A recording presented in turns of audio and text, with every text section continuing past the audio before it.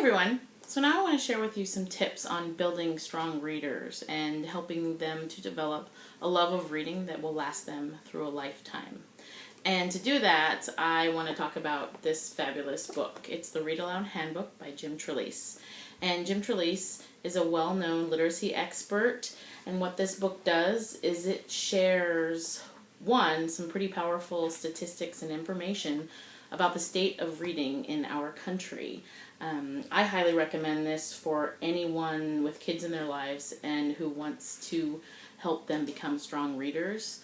In addition to those statistics, it has a treasure trove of books that he recommends on reading aloud to kids from infancy all the way up through college as they're out of the house.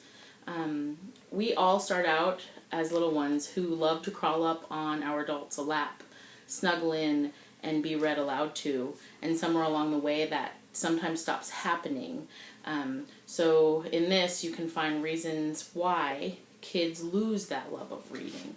Pretty powerful information. So you can pick this up at the library. I highly recommend it. But another thing that I want to share with you is something that Trelease talks about, some reading tips, and those are the 3 B's of reading. And the first one has to do simply with advertising and how we advertise books to our kids. And that first B is baskets. So if you think about how kids are advertised to and what kind of catches their attention, it's all about eye candy, right? And a lot of times, as you can see, our tendency is to line books up on shelves. But these spines are just not as appealing to a child as would be the cover. And think about when we go to the library or when we go into a bookstore, a lot of times the first thing that catches our eye is that cover. So you want to have baskets placed throughout your home. That's telling kids that books are important. These should be a part of your everyday life. But the baskets can be at the kitchen table, they can be in the bathroom, captive audience, right? But also include them in your car. Another important thing to remember is to switch those books out to keep them fresh and just keep them updated as your child's reading proficiency and reading preferences change throughout their life. So baskets, baskets, baskets everywhere. The other B that Trelease talks about is having books, and more books. There's no other way to say it. So the analogy that he uses is when talking about U.S.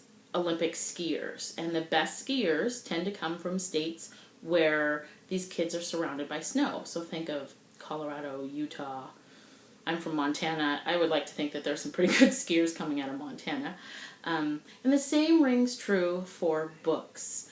Studies show time and again that kids who come from homes where they are surrounded by lots and lots of reading material, as well as a variety of reading materials, they have better test scores. They take better advantage of their just lifetime income opportunities. So surround those kids in books.